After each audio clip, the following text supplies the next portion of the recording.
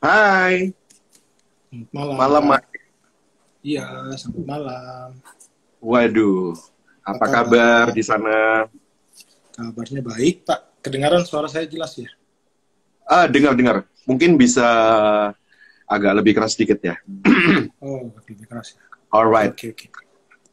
Oke, Oke. thank you kesediaannya untuk ngobrol bersama dengan saya malam ini, Michael Jakari Melena, Sama-sama, Indonesian Pak. Idol musim Junior. pertama di tahun 2004 ya. Aku itu kalau lihat wajah lo ya, aku tuh Iya. inget itu, inget zaman tahun 80-an akhir tuh ada Milli Vanilli. Girl, you Waduh, know it's. Tahu nggak dengar lagu sih itu? lagu itu. Iya, tahu. Iya, Iya, iya. Yang soalnya yang rambutnya kembar. itu hampir mirip, rambutnya hampir mirip kayak gitu. Milli Iya, Vanilli. iya, iya. Iya, iya, iya, iya, iya, iya. Oke, asik sekali malam ini saya ngobrol dengan Michael.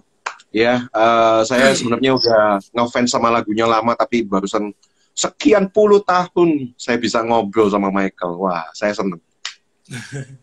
Saya juga Iya, senang, iya. gak nyangka di kontak sama Pak Gideon. Jadi, satu kehormatan juga. Puji Tuhan bisa ngobrol langsung. Weh.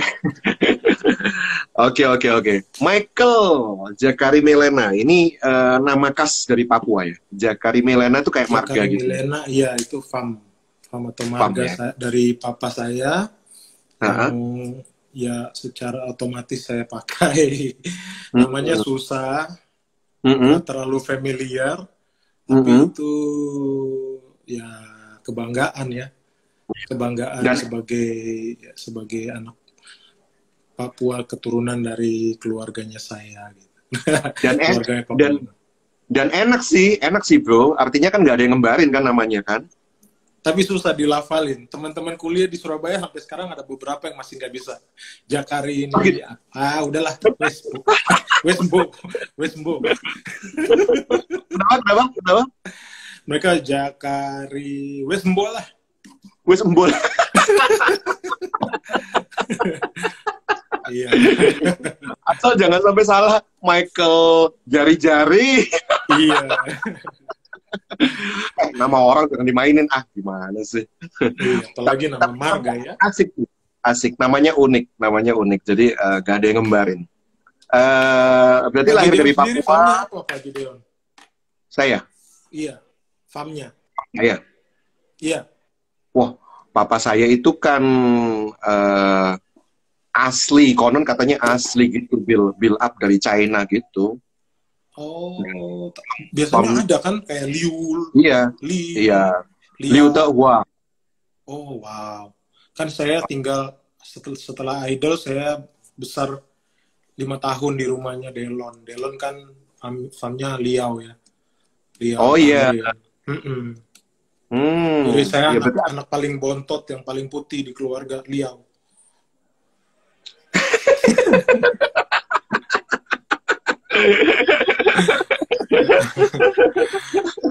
aduh, ini di keluarga Liu. Iya, iya, iya, iya, iya.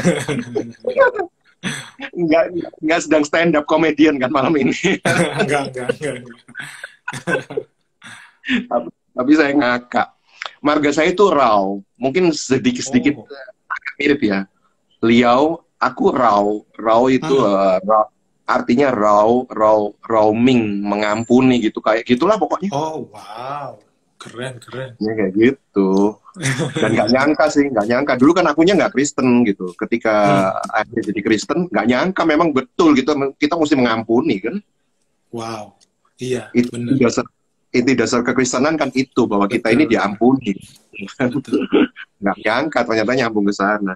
Jadi masa kecil di Papua bahagia ya? Aduh, sangat bahagia. Itu yang Hmm. menjadi sumber inspirasi, maksudnya seperti akar. Jadi saya mau melihat apa-apa kembali ke berkacanya sama kehidupan di sana.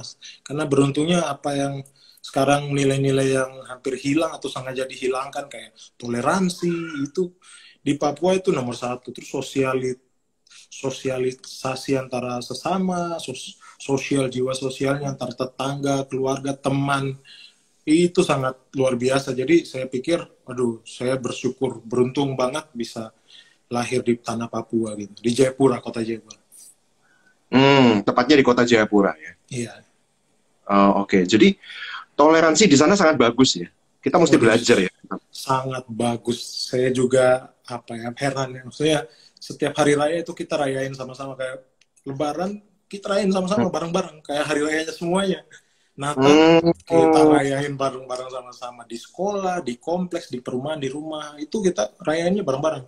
Saya Hmm. kena sampai kita merantau ke Jakarta, beberapa teman itu masih ada di sini. Kalau bulan puasa itu kita kalau Hmm. ngumpul, kita cuma pertanyaan cuma satu, kapan lu pulang ke Papua? Kapan kamu kembali ke Jayapura? Padahal itu bukan anak-anak asli Papua loh. Cuma mereka waktu itu ada yang lahir besar, ada yang SMP, apa lulus SD baru ikut papanya tugas di sana, tapi itu dia ngerasa bahwa wow, tanah Papua seperti tanah tanah lahir saya, tanah saya besar, tanah seperti rumahnya saya. Jadi Hmm. waktu kita Lebaran itu buka puasa bareng kumpul itu pasti ngumpul. Oke, alumni berapa apa SMP, SMA kita ngumpul di mana, ngobrolnya tuh nggak lain. Jauh-jauh kapan lu Hmm. balik ke Papua, kapan lu balik ke Papua gitu. Jadi di Iya, satu sisi gini loh, rasa bangga akan tanah Papua itu sangat kental, tapi sangat kental. rasa bangga itu tidak menutup kemungkinan untuk mereka ini bisa bertoleransi dengan mereka yang lain gitu kan. Kadang Bener. kalau terlalu bangga, akhirnya kan nggak bisa keluar gitu kan. Ah, bener, bener, bener. Nah Itu. itu loh, ini yang luar Bener. biasa. Oke Iya, oke bener. oke. Berarti sangat bahagia sekali di situ ya. Iya, Terus iya, akhirnya iya. akhirnya Saya merantau lahirnya juga. ya, ceritanya ya pas lulus SMA, dulu sekolah menengah analis kesehatan di Mhm, Jayapura. Jadi mhm, lanjutannya orang tua saya, papa sama mama mau saya kuliah di Surabaya. Karena dulu papa SMA-nya sudah di Surabaya, dia pikir teman-temannya banyak di situ, kalau saya butuh apa-apa, ada temanku ini, ada koncoku ini, ada si ini. Jadi kamu bisa kemana ke mereka misalnya kalau butuh ya. pertolongan atau apa gitu. Jadi udah seperti orang tua saya juga karena pertemanan mereka yang baik. Jadi waktu lulus SMA langsung papa suruh kamu kuliah ke Surabaya di Politeknik Kesehatan jurusan Akademi Analis Laboratorium di Karangmenjangan Oh, sebelah nggak Akademi nyang. Gizi di belakang rumah Iya. sakit Dr. Sutomo. Iya. So, cita-citanya apa nih? Pengen jadi dokter gitu atau gimana ya? Cita-citanya dulu kalau ditanya cita-cita saya nggak tahu mau jadi apa-apa. Eh, Bingung karena waktu SD saya masih belum tahu saya tuh ke arah mana. Tapi eh, passion eh, saya ternyata waktu mulai SMP saya suka main bola, main sepak bola sama teman-teman kami kompleks itu di Dok 2 rumah sakit RSUD kompleks Jayapura hmm, itu. Itu hmm, ada lapangan bola, saya suka main bola dan cita-citanya pengen jadi pemain bola karena Persipura Jayapura itu kebanggaan seluruh orang Papua. Semua merasa hmm, memiliki orang Papua, orang dari kakek-kakek, nenek-nenek, mama-mama yang jualan di pasar, di pinggir jalan, anak-anak kecil. Mereka tuh hmm. idolakan Persipura karena Persipura itu kebanggaan bawa nama baik daerah. Jadi dulu Ya, cita-cita ya, saya tuh, ya. saya tahu passion saya tuh saya bermain, saya mau jadi pemain sepak bola dan saya suka nyanyi, tapi saya suka nyanyi di gereja. Saya cuma mau ikut choir dan vokal grup remaja waktu itu Oh, ya. jadi aslinya lebih kepingin ke pemain bola ya, membela Persipura ya waktu itu ya. Iya, dulu cita-citanya pengen jadi pemain Kesampaian nggak? bola Persipura. Udah ikut divisi di kompleks itu ada kesebelasan namanya AS Kulap. AS Kulap itu nama kesehatan ya, lambangnya ular ular gitu yang kalau lihat di lambang kedokteran ada lambang Heeh, ular sama apa dia ngelilit-ngelilit itu ya. heeh, Itu AS Kulap, kita punya tim, dia lumayan sudah naik sampai divisi satu. Jadi habis divisi heeh. satu biasanya kalau sekarang itu Liga 2-nya. Liga 2 Indonesia. Nanti Liga 2 Hmm, di bawah Liga 2, Liga 3. Jadi lagi dari Liga 3, Liga 2 baru Liga 1. Tapi hmm, sudah diundang sama klub Liga 2 untuk promosi naik ke Liga 1 dulu. hmm, hmm. Ini ada yang nanya, Persipura. jadi kiper ya waktu itu? Iya bener, kok bisa tahu sih? Pasti anak Eh, Jayapura ya. itu fans lu tuh. Tahu tuh katanya jadi kiper. Bener, posisinya penjaga gawang karena kalau main cadangan ke-6 atau ke-7 semuanya jago-jago. Oke, Semuanya oke, pengen oke, oke, oke. Nah, akhirnya ke Surabaya, Berarti tuh lulusnya, kalau lulus itu menjadi apa? Tenaga analis Jadi kesehatan. jadi tenaga apa ahli ahli media kesehatan ya. Jadi Eh, kerjanya di laboratorium. Jadi kayak sekarang eh, nih kalau rame lagi COVID-19 ya, yang ngambil swab di tenggorokan itu tugasnya saya sebenarnya. hmm. Ya, Tu- tugasnya analis Tugas laboratorium. tugasnya lo ya mestinya ya. Iya, cuma Sana saya di kabur jadi sana. pengamen. Aduh, salam dari Timika. Ya, shalom, salam dari Timika katanya. Wah, senang sekali ya malam ini kita bisa ngobrol dengan Michael Jakari Milena. Tuh saya bisa melafalkan dengan baik loh, nggak susah Luar kok. biasa. Saya kan arek Surabaya tapi Jakari Milena nggak susah kok. Mungkin Yo, itu yang susah nggak pernah makan rujak ya. Rujak. gado-gado. Nggak pernah makan gado-gado. Campur. Iya, Lapar. jadi bukan cangur, cingurnya ini agak Cingur. cingur. Kesukaan gitu. Ah, itu tuh cingurnya agak melengse, makanya ngomong Jakari Milena tuh bisa saya ya. Dikenal di Indonesian Idol. Waktu itu masih ingat nggak pertama audisi nyanyi lagu apa ya? Pertama saya audisi, saya nyanyi lagunya Andre Hanusa ya. Yang kayak apa itu? Aku Di Kuta Bali. Bukan. yakin dalam hatiku kau satu yang ku perlu. Ku rasa hanya dirimu yang membuatku rindu. Ya seperti itulah lagunya. Bukan KKEB ya, bukan ya? Iya, KKEB. Ah, KKEB. Ya. Itu lagu pertama Aku audisi. tahu engkau begitu. Begitu. Ya. Bukan KDRT, KKEB. Iya, lu bikin dong sekali-sekali lagu kan ya. Ntar gue promoin deh. Oke. Nah, akhirnya kemudian nggak dilanjutin ya analis kesehatannya, nggak ya? Tenggelam ya? Itu masih saya bawa. Saya punya harapan cita-cita yang belum kesampaian. Mudah-mudahan suatu hari dapat berkat untuk bisa punya laboratorium sendiri. Karena Papa kan orang lab. Kenapa saya jadi sekolah di Sekolah Menengah Analis Kesehatan, terus Akademi Analis Laboratorium di Surabaya, itu karena Papa saya orang laboratorium. Dia dulu kerja di Labkes Dok 2 Jayapura, RSUD. Jadi mudah-mudahan Tuhan kasih umur panjang, bisa punya lab, bisa kerja bareng Papa.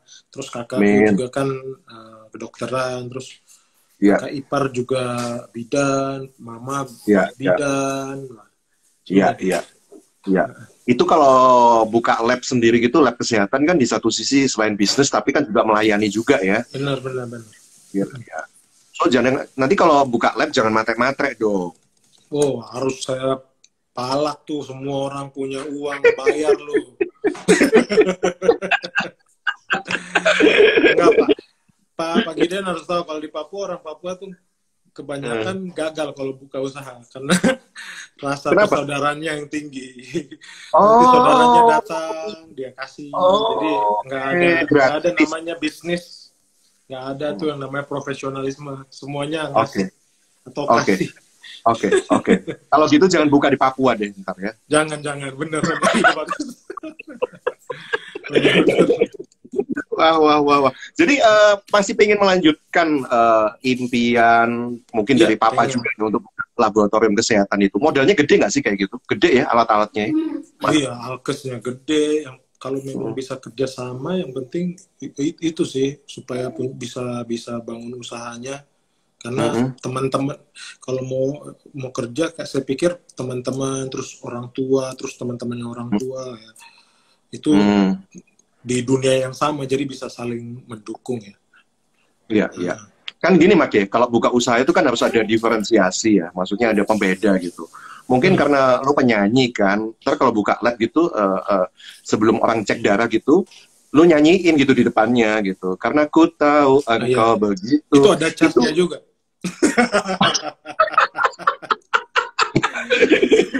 Katanya Papua persaudaraan, gimana soul healing. Enggak. Makanya kita percaya gitu ya. Ketika kita hati yang gembira itu obat gitu kan kita. Ya, Jadi ketika orang dicek darahnya gitu kan, itu iya. indikatornya bisa bagus semua loh. Hemoglobin, Amin. apa Betul. semua itu bagus. Nah kalau udah Betul. bagus gitu, orang tuh kan kemudian gini, Gak jadi periksa itu dong. bukan. Kalau cek lab, kalau ke cek lab itu ke itu labnya Michael aja. Hasilnya bagus pasti. Orang kan nggak suka coba. Lo bayangin kalau misalnya kita ke lab terus dapat indikator yang jelek kan nggak suka kan. Ah Gak itu suka labnya banget. nggak Iya, cocok. iya. Kan. Iya, iya, iya, iya. Iya. Orang itu kan nggak mau kan hal yang jelek dalam dirinya kan gitu. Benar, benar. Jadi ini Sekalipun percuma. jelek maunya dibilang positif gitu. Iya, Supaya pikirannya itu. jangan makin down. Iya, makanya kan, lu kan punya satu perbedaan yang luar biasa, bisa nyanyi kan. Jadi begitu pasien sebelum diperiksa tuh dinyanyiin supaya indikatornya bagus. Siap. Kumpul semua. Segala Saya sakit kasih penyakit kumpul yang mau hiburan. tuh, saya kasih tips yang luar biasa tuh ya. Oke oke. Jadi kalau soal nyanyinya nih ada darah seni dari ortu juga nggak?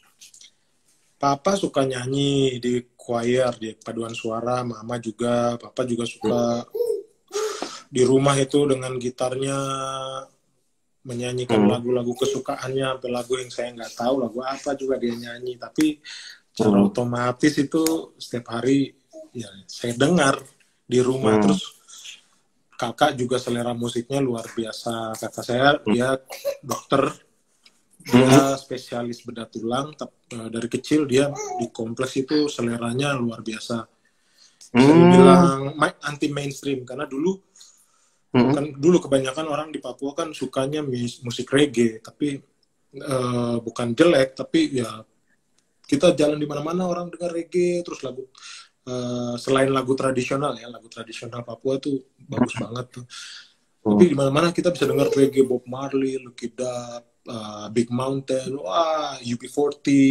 Tapi waktu masuk ke dalam rumah, papa dengan lagunya, nyanyiannya, terus masuk ke kamar, kakak dengan lagunya yang kayak apa, Bee Gees, Phil Collins, terus lagu-lagu jazz, lain-lainnya sudah. Itu memperkaya secara otomatis saya dari dengar jadi punya apa imajinasi, jadi punya apa sense of musik ya. Iya. Jadi seringkali memang bukan membenamkan ya, memang lingkungannya itu suka musik gitu, artinya lama-lama ya betul. menyukai dan bahkan menikmati, bahkan melakoni gitu ya. Iya, dan di kecil juga dipaksain nyanyi di gereja. Karena mereka mungkin karena sering dengar saya nyanyi di kamar mandi. Saya ini penyanyi kamar mandi. Kalau lomba nyanyi di kamar mandi, kayaknya saya juara 1 terus. Enak, ada full reverb. Iya, full reverb. Jadi tapi saya cuma berani nyanyi di kamar mandi. Jadi mungkin orang tua dengar, mereka, wah kayaknya anak ini bisa nih kita ajak dia untuk pelayanan, ikut paduan suara gereja anak-anak gitu. Waktu saya masih kecil ya. Jadi karena orang tua juga nyanyinya selalu nyanyi di gereja, jadi mereka mau kamu jadi penyanyi apa isi dong puji-pujian gitu. Iya, sama halnya kayak anak Ambon ya. Pokoknya anak Ambon sama anak Papua tuh hampir sama. Pokoknya rata-rata bisa nyanyi karena memang udah terbiasa di gereja.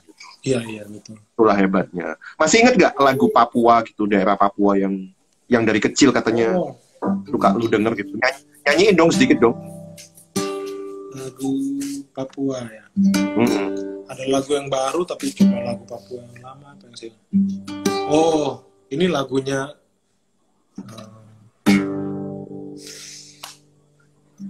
lagu Papua. Salah satu lagu dulu, lagu yang baru ya. Oke. Aduh, melihat sapu hati suta tinggal di gunung-gunung, di lambang-lambang di Papua.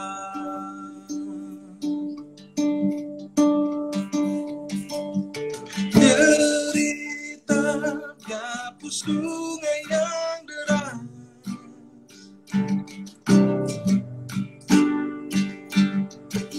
derita gapu hutan yang luas,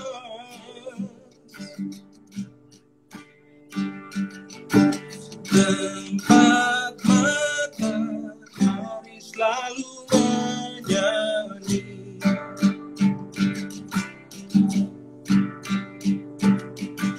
Tempat cendrawasih selalu menari. Nah, lagu Papua saya udah dengar, udah ingat juga deh. Iya. Asik. Wampasi shorambare Beyo parayo Ramau no mayaini Yaro subondi Wampasi shorambare Beyo parayo Ramau no mayaini Yaro subondi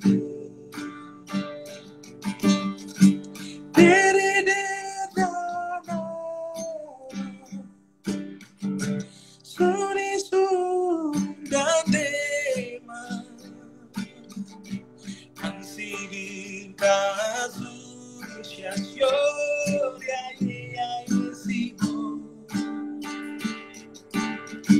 Si besirare Udah. Yeay. Luar biasa. Tidak pernah lupa dengan tanah Papua dong mestinya ya. Oke. Aduh, jangan sampai. Meskipun sekarang udah di Jakarta ya, ini di daerah mana nih? Saya dulu di Jakarta di Lebak Bulus sebelum menikah. Sekarang setelah menikah pindah ke Karawaci karena biar lebih dekat sama istri, punya kantor. Istri saya kebetulan dosen di salah satu universitas di Karawaci. Jadi saya pindah ke Karawaci. Mantap. Iya. Nah, udah punya baby ya? Iya nih, baby lagi nonton di samping. Ternyata dia udah bangun. Jangan-jangan kau cetak juga tuh untuk jadi penyanyi nanti gedenya. Maunya jadi pemain Persipura dia. Tetap dia dilanjut ya. Kalau penyanyi pasti saya ajarin dia bagaimana cara ngamen biar bisa menghidupi dirinya sendiri. Entah dia mau jadi profesional terserah. Iya. Benernya memang nyanyi itu paling bisa lah ya untuk mencukupi kebutuhan tuh mestinya bisa lah gitu intinya ya. Benar. Saya berdasar pengalaman dapat kesempatan kan dari tahun 2016 itu sampai 2019 ada kesempatan nyanyi ke Australia. Ada program promosi dari Balai Bahasa Indonesia Perth. Mereka bikin konser untuk memperkenalkan bahasa Indonesia. Jadi konsernya ngajarin bahasa Indonesia. Jadi nyanyi lagu-lagu kayak Laskar Pelangi, lagu-lagu tema yang persahabatan, tema nasionalisme, Indonesia Pusaka. Jadi waktu keliling-keliling di beberapa state itu kayak di Melbourne, di mana tuh ada teman-teman dari Indonesia yang hidupnya musisi, nyanyi. Dan dia bisa menghidupi dirinya, terus dia rekaman, dan dia masih terus berkarya sambil punya mimpi. Gue pengen bikin ini nih, gue pengen bikin karya gini. Mungkin suatu hari saya bisa kolaborasi sama musisi ini di Australia.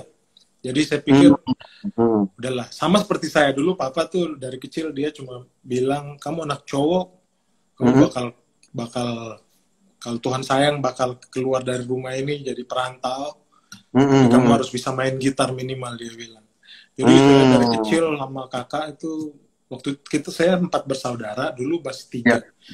Waktu adik yang bungsu belum lahir, jadi 2 bersaudara, kita 2 tuh sama papa tuh, dibela-belain, kamu harus bisa main gitar, karena nanti kamu akan merantau. Ya, setidaknya bisa menghibur diri sendiri main gitar sambil, kalau homesick, nangis di ujung genteng kos-kosan, pegang gitar, nyanyi udah. Puji Tuhan, bisa tenang. Oke, kos-kosan, ya. Dulu ngekos ya di Surabaya. Waduh, ini anak kos sejati nih, anak kos Karangmenjangan.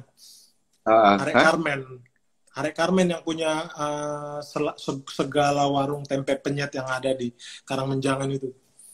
Suka apa ya? Wah, ketahuan bener. Kalau tempe penyet belum bon, bebek, nasi bebek yang bon. Kalau saya dulu jadi anak kos tuh lagu kebangsaannya begini, lewat badai cobaan, semuanya mendatangkan kebaikan. Ku tahu Bapak lihat aku. Langsung dapat Indomie makanannya. Seleraku.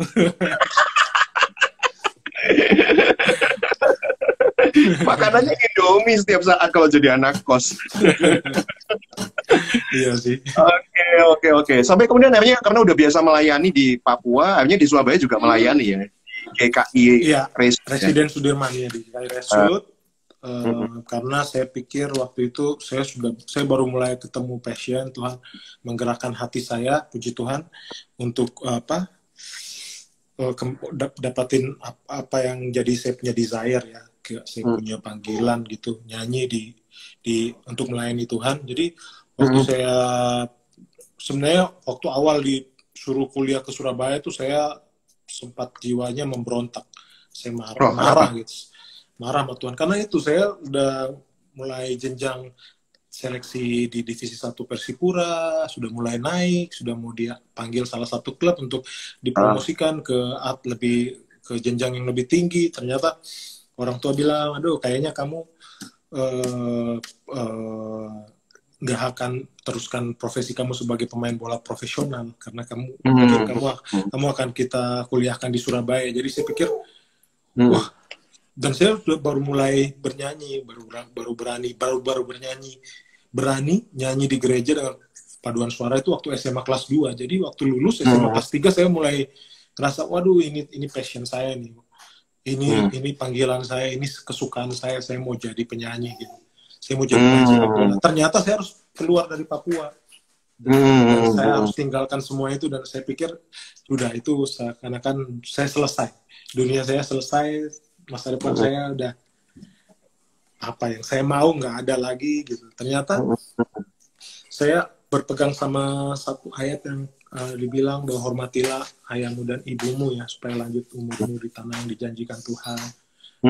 Apa Tuhan akan memberkati kamu. Yang penting pertama hormat akan orang tua, takut akan Tuhan dan hormat akan orang tua. Jadi itu yang saya pegang. Jadi saya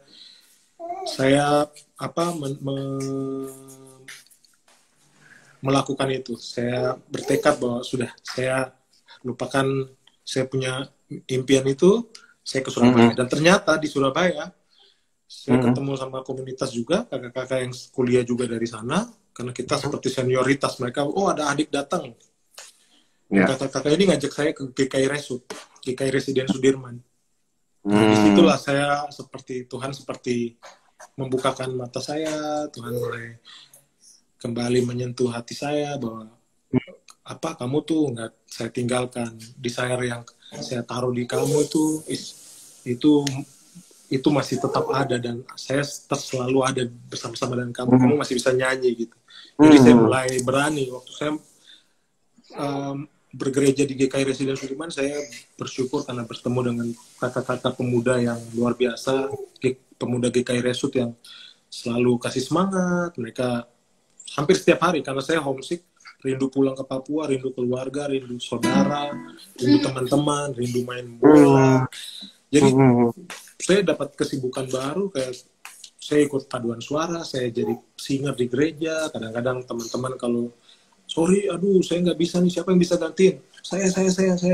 Jadi saya menyibukkan diri pertama itu tujuannya supaya saya lupa sama rumah, lupa kalau saya tuh rindu sama anak lahiran, keluarga, mama. Tapi di situ ternyata Tuhan bentuk saya. Jadi melalui teman-teman yang luar biasa, komunitas pemuda gereja yang senantiasa ada gitu, support rohani, juga ya Tuhan pakai mereka jadi seperti Tuhan menyatakan bahwa kamu nggak sendiri. Iya, Kamu ada iya. teman dan penyertaanku ada bersama-sama dengan kamu. Amin. Termasuk dengerin Radio Bahtera Yuda. Saya kan sempat sharing sama Pak Gideon. Iya benar. Saya kalau kalau udah Iya, homesick, udah kayak gila, udah kayak gila nih. Saya ngapain lagi di kamar kos? iya, Duit kan nggak ada, anak kos iya, pas-pasan gitu, pas-pasan banget. iya, Kos-kosan iya. saya tuh sebulan 60.000 Pak. Iya, Sebulan enam iya, puluh iya. ribu Tahun 2000-an ya? tahun 2001. Ah, oke, oke. 2001. Kos-kosan enam puluh Ah, ribu. Kadang-kadang karena kakakku kuliah di Unpad, dia ambil kedokteran, saya harus ngalah karena untuk biaya kuliah dia. Kadang-kadang papa mama kirim saya sebulan 350.000. Kadang-kadang itu pun telat-telat karena ya orang tua juga pasti berusaha untuk gimana nih anak ini. Nah ya, itu ya. saya berusaha untuk apa. Kadang-kadang di kos-kosan tuh udah diam, nggak makan ya nggak makan, diam aja di Iya, kamar. Tapi itu dia teman saya radio, mau iya, saya iya. teriak, putar lagu, teriak kencang-kencang, nangis, Iya, berdoa, marah kayak marah sama Tuhan, ngambek iya, sama keluarga kenapa mereka ngirim saya ke Surabaya. Nah, iya, saya iya, diproses di situ juga, termasuk mendengarkan radio dari ada khotbah, ada puji-pujian, ada iya, iya. penyembahan di situ.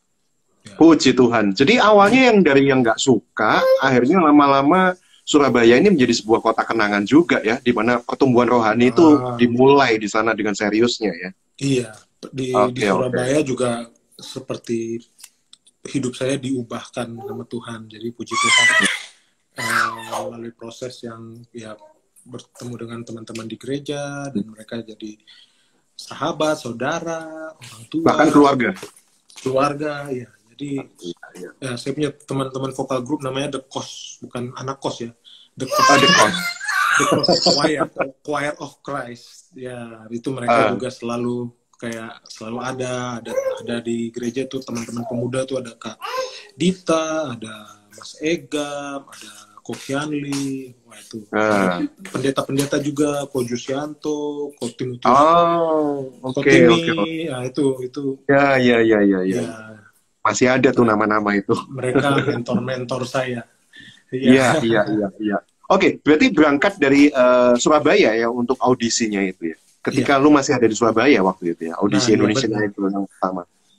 Waktu itu tiba-tiba teman-teman gereja yang daftarin untuk saya ikut Indonesian Idol, itu juga Mhm. ide gilanya mereka, karena saya dulu tuh anaknya tuh rendah diri, sekalipun makanya saya bilang saya cuma mau nyanyi di gereja karena saya nggak mau dinilai, saya tidak mau Hmm, dilihat orang, saya tidak mau diperhatikan, saya cuma mau memuji Tuhan, mau menyembah Tuhan. Tapi hmm, teman-teman hmm, ini mereka selalu kayak di vokal group minta saya yang ngelit vokal di hmm, choir. Kalau di choir nggak boleh ya, choir kan kita nyanyi secara grup. Tapi kadang-kadang iya, saya suka nyolong-nyolong dan teman-teman tuh tahu kalau wah si Michael ini punya talenta bernyanyi. Jadi mereka hmm, diam-diam daftarin di Indonesian Idol, bawain formulir. hmm, Itu gila. Dan pertama saya menolak, saya robek formulir, saya pulang hmm, ke kos-kosan, saya lihat muka di kaca, nggak ada hmm, tampang-tampang artis nih. Ini bercanda, hmm, teman-teman membuat saya malu aja, saya robek hmm, formulir, saya buang setiap hari. Jadi setiap saya datang ke gereja, mereka udah tungguin, mana formulirnya, gimana, kamu sudah siap, kamu jawab hmm, apa. Ternyata saya bilang, enggak, saya nggak ikut. Enggak, masih ada formulir lagi, ayo ambil itu. Kita masih punya satu cadangan. Duduk kamu, diisiin sama teman-teman. iya, Udah, iya, kamu harus benar-benar mantap karena kita utus 3 orang dari gereja Grassroots, salah satunya kamu untuk mewakili kota Surabaya. Yang oh, gilanya itu temanku, saya udah iya, bilang, kalian teman-teman yang paling dekat, sudah seperti keluarga dan tahu siapa saya.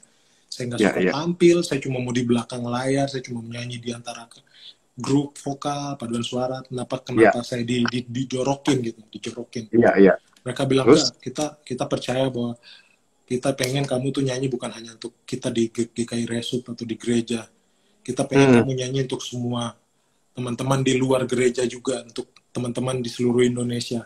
Kita percaya hmm, kamu panggilannya ke situ. Jadi itu salah satu kata yang buat saya berani bahwa wow, ini seperti panggilannya ternyata besar yang hmm, Tuhan naruh talenta dan dia panggilannya tuh tidak hanya sampai di sini. Jadi saya beraniin diri, oke deh, saya ikut.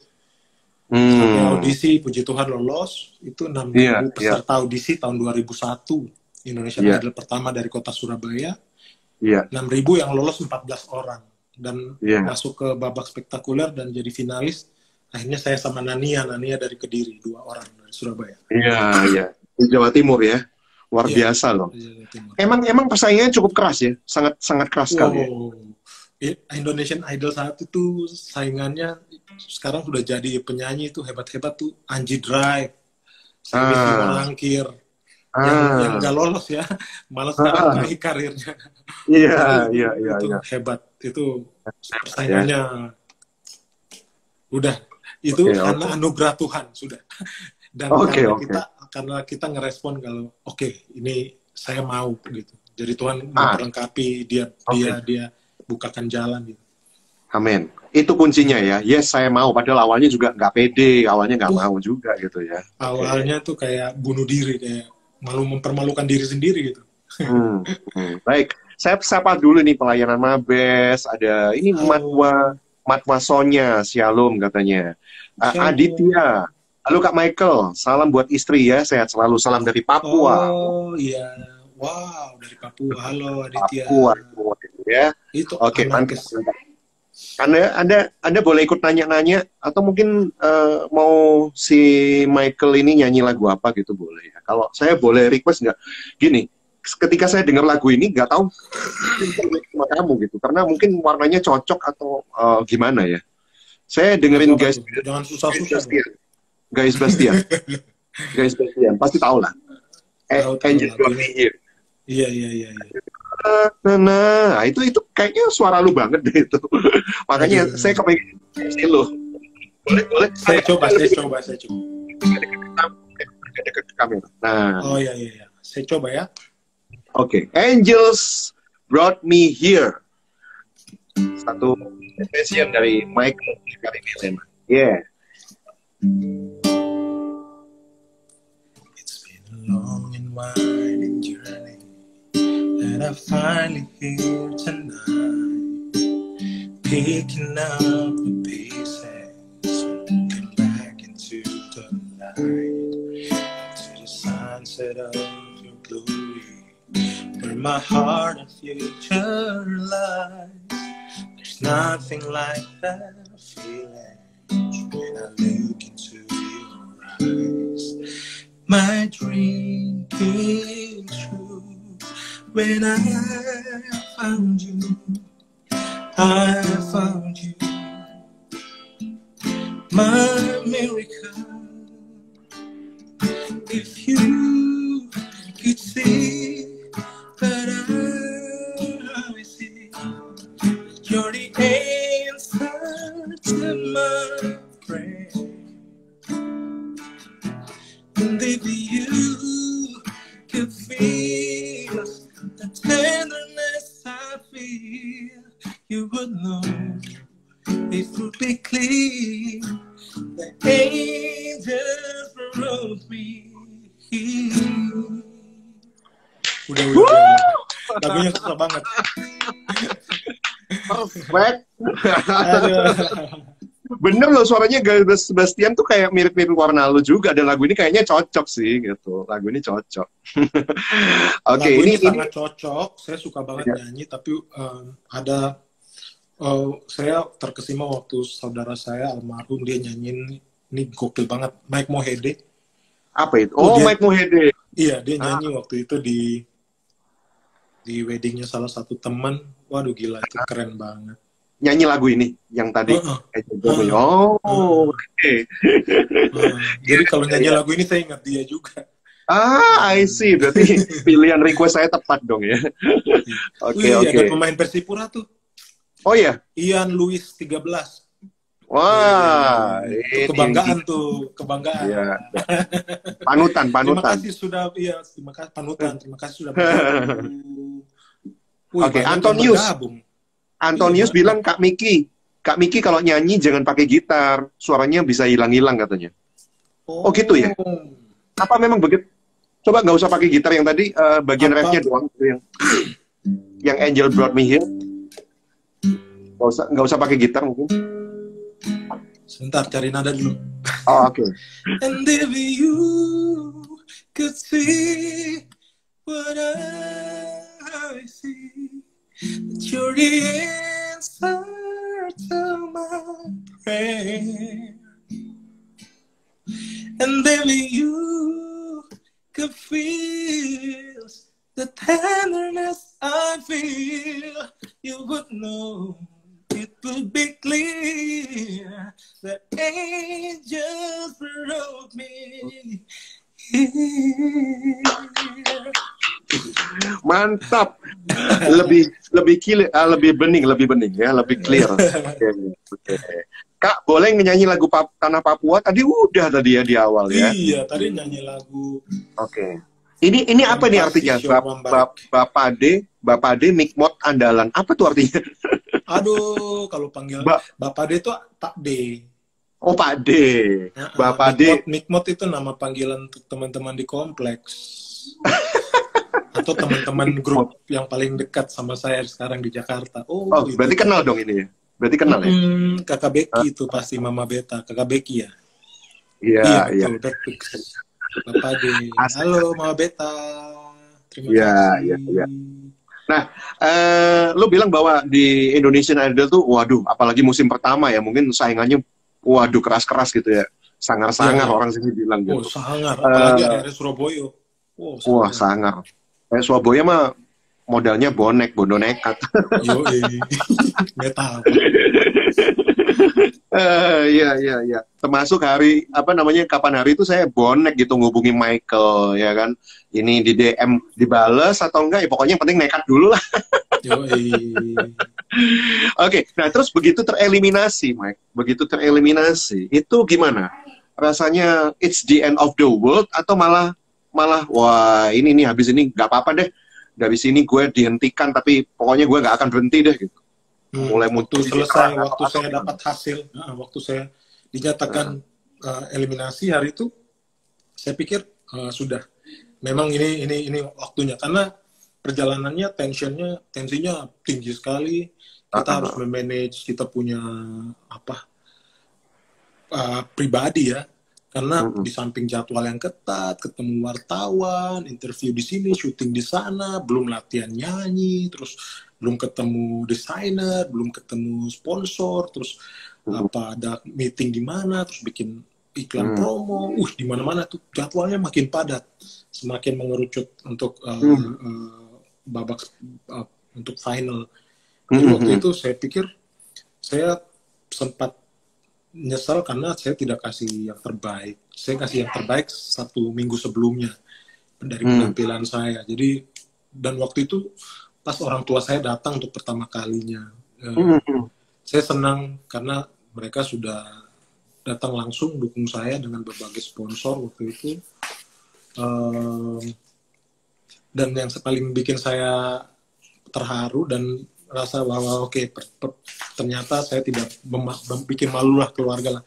Itu papa cuma bilang gini, papa bangga banget sama kamu. Jadi menurut saya itu satu pengakuan yang wow. Selama ini kan saya pikir saya jauh kuliah di Surabaya, mereka memimpi berat karena tantangannya saya harus selesaikan kuliah itu semester akhir, tapi ternyata saya lolos ikut idol, jadi saya harus korbankan salah satu. Orang tua mereka akhirnya mendukung saya untuk ikut idol, tapi waktu itu jadi saya sudah relain untuk korban kuliah saya tunda untuk tahun depan atau tahun setelah idol. Dan saya pikir kalau saya gagal itu selesai. Ternyata papa bilang saya bangga sama kamu, papa mama keluarga kita bangga banget sama kamu. Ya yang saya itu ngomong begitu bangga itu ketika lu tereliminasi itu dia bilang gitu. Ketika saya tereliminasi dia berdiri di bangku penonton dan papa dikasih mic, ada pesan-pesan atau apa gitu untuk semangat untuk Michael. Papa nggak ngomong apa-apa, dia cuma bilang saya bangga sama kamu. Michael. Wow. Aduh tisu mana nih tisu. Jadi di saat lu ngerasa gagal malah orang tua mungkin baru pertama kalinya ya ngomong aku bangga sama kamu nak gitu ya. Iya, karena saya ikut idol pun saya diam-diam tanpa sepengetahuan mereka. Saya daftar dulu karena saya tahu saya sudah susun skripsi bab 2 dan Iya. itu satu hal yang mustahil. Iya. Saya datang untuk mengajukan, bilang, Pak, saya mau ikut idol, gimana? Itu mereka udah kerja susah-susah, cari duit untuk saya kuliah, sudah tahun terakhir, dan saya Oke. ikut idol, begitu Iya. lolos baru saya kasih kabar, Pak, Mas, bagaimana kalau, saya tanyanya bagaimana kalau saya ikut idol? Papa bilang, aduh, kayaknya Jangan. kamu fokus dengan apa yang sekarang kamu kerjain. Sekarang kamu di mana? Papa tanya, kamu di mana sekarang? Saya bilang, Terus? oke, saya sekarang lagi proses kerja bab 2. Oke, fokus selesaikan itu dulu, baru mungkin kamu bisa pikir yang lain. Tapi saya udah lolos idol seleksi di Surabaya. Iya. Jadi saya bilang, oke, kalau gitu nanti nonton minggu depan di RCTI ya, jam 7. Kaget dong. Saya tunggu, saya diam-diam, nggak kontak sama sekali. Benar, mereka, saya bilang kalau mereka nggak telepon berarti saya dalam masalah besar. Mereka nggak setuju gitu. Kenapa saya ikut? Iya. Ternyata begitu selesai langsung telepon berdering. Saya langsung, waduh, nyerah. Dalam kamar tuh, waduh, puji Tuhan. Saya tahu kalau dia telepon saya duluan, saya diizinin. Jadi saya udah senang.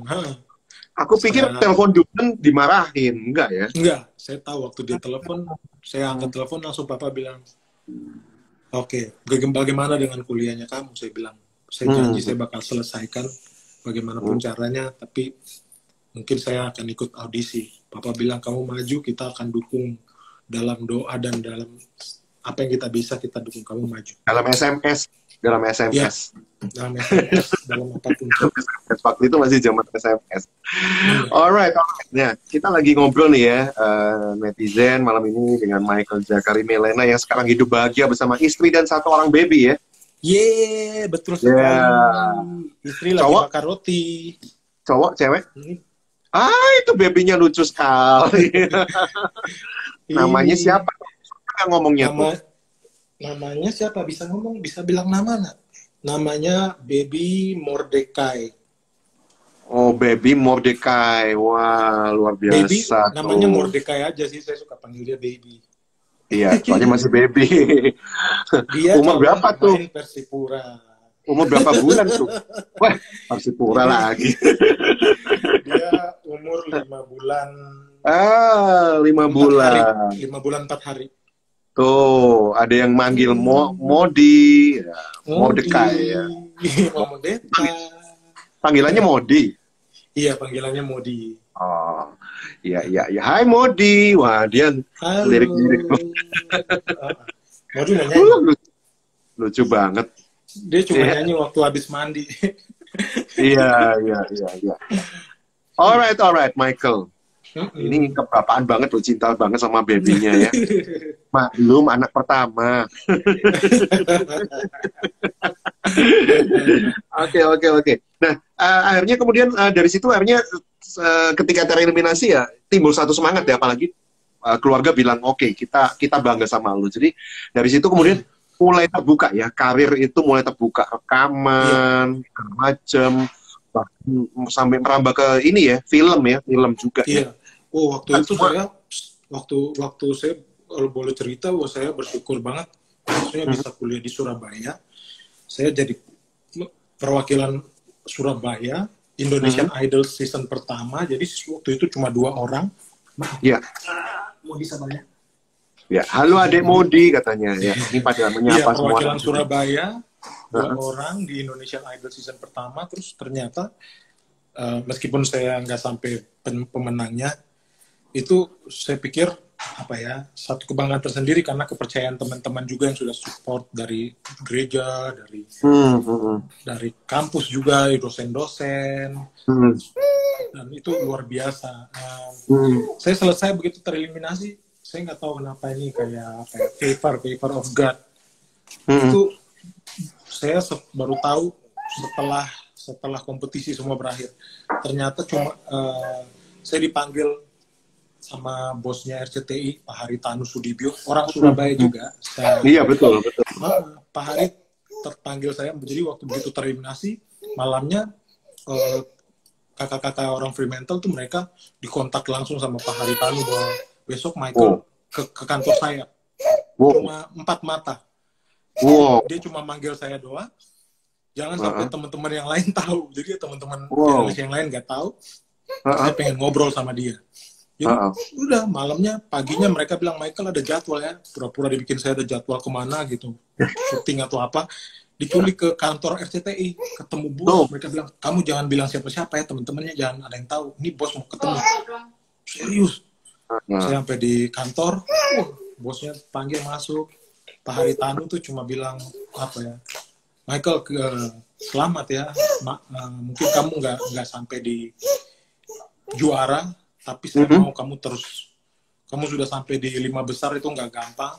Kamu harus terus karena ini apa kesempatannya nggak semua orang bisa dapat. Jadi dia bilang kamu tetap semangat. Saya cuma mau kamu tetap semangat dan kamu terus ya. Oke. Terus pengertian terus itu apa? Dikasih terus job dong, dikasih job dong. Oh, enggak. Dia mau saya mandiri, saya jalan, saya terus kejar saya cita-cita sebagai penyanyi. Gue pikir dipanggil sama Pak Haritanu dikasih job. Justru itu kalau saya dikasih job berarti kan saya istilahnya di anak emas kan. Mungkin saya lebih senang enggak karena dia kasih saya semangat dan saya baru tahu bahwa yang dipanggil ke kantor itu cuma saya doang di antara semua teman-teman finalis. Mereka nggak lolos. Nggak biasa. Begitu selesai baru dia panggil lagi semua terus dia kasih hadiah gitu. Ini buat kalian masing-masing. Padahal dia udah kasih saya duluan waktu pertama kali dia panggil, jadi saya dapat dulu. Jadi waktu dia you are special dong. Itu dia, puji Tuhan, itu favor of God. Puji Tuhan ya. Jadi the favor luar biasa. Satu-satunya lagi. Ya. Salam buat Pak Haritanu ya, kok saya nggak dipanggil gitu.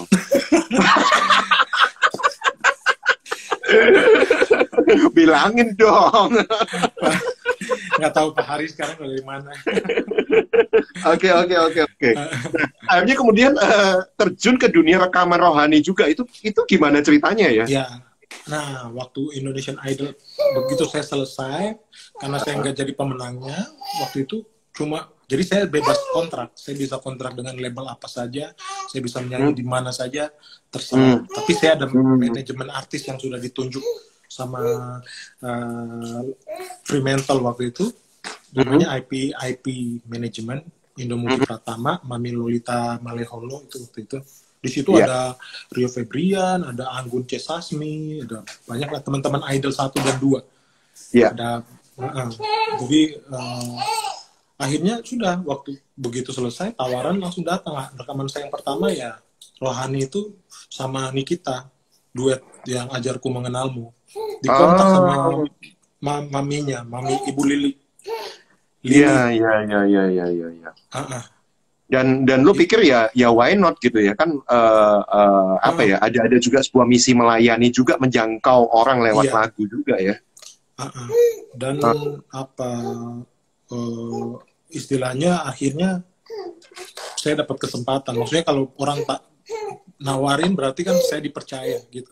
Betul. Dan namanya bukan sembarangan nih. Kita kan orang udah tahu dari dia punya album Doa Ibuku, apalagi di Papua.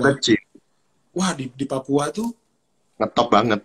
Waduh, ngetop banget. Lagunya itu dia diundang bisa sebulan berapa kali di Kota Jayapura nyanyiin lagu itu pun mereka tetap aja senang.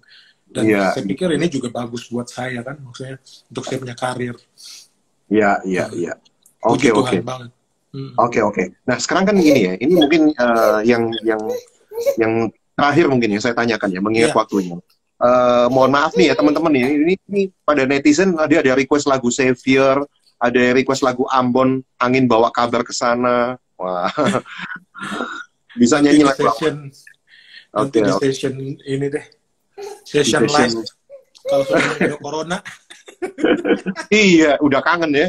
Udah kangen nih.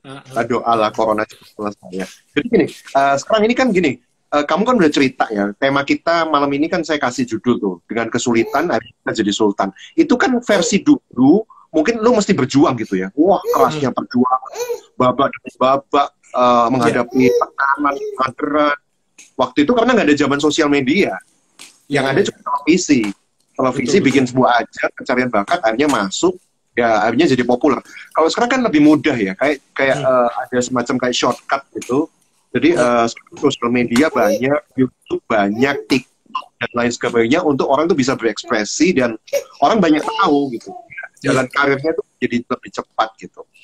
Tapi bagaimanapun menurut saya sih ada perbedaan antara yang shortcut sama yang dengan proses yang panjang itu gitu. Yang menjadi catatan lu itu kan hasil dari sebuah proses yang panjang dan tekanan yang begitu besar sekali gitu ya. Catatan lu ada catatan buat artis-artis zaman now yang mereka ini gampang mau rekaman sekarang murah gampang, mau ngeksis juga gampang, mau promosi gampang. Mungkin catatan kritis lu apa ini buat iya, kalau dari saya sih namanya seni orang bebas berekspresi, tapi kita kan punya tanggung jawab. Kita kasih satu karya ataupun apa yang kita expose itu bukan hanya untuk kita jadi terkenal, tapi bagi setiap orang yang terima itu nanti kita nggak pernah tahu, jangan-jangan entar anak kita atau keluarga kita. Kalau sebisa mungkin apapun yang dilakukan itu yang positif dan yang menginspirasi, supaya jadi kalau kamu bikin karya yang bagus, sekalipun mungkin orang bilang TikTok tapi konsepnya bagus, kamu bikin dengan sentuhan seni yang bagus, itu menginspirasi orang untuk buat satu karya yang baru. Dia terimajinasi, terinspirasi, dia bikin karya lagi dan itu akan menular. Itu seperti catatannya si Einstein kan bilang gitu. Dia bilang, Albert Einstein dia bilang satu karya seni itu menular. Jadi kamu bikin karya yang bagus dengan sentuhan dengan yang baik, itu akan memberikan dampak yang positif untuk orang yang lain. Bagaimana mereka buat satu karya yang berikutnya lagi. So jangan cuma motivasi terkenal aja gitu ya. Ya benar. Oke. Ya. Baik. Saya itu kan ngefans sama Michael tuh aslinya ya. Bukan waktu Idol, jujur nih waktu gue siaran waktu itu ini dikasih album Decade of Dedication dari Jonathan Prawira dan ada lo nyanyi. Justru yang kedua, albumnya kedua yang biru hitam itu ya covernya itu ya. Itu begitu. Iya, begitu aku kena lagu itu. Aduh ini luar biasa ya. Jalan hidupku tak selalu tanpa kabut yang pekat. Nah, nyanyi dong. Ini sebagai closing kita ya. Michael Jakari Milena dengan ujiannya, Pelangi Sehabis Hujan. Kiranya lagu ini juga menjadi berkat buat Anda ya.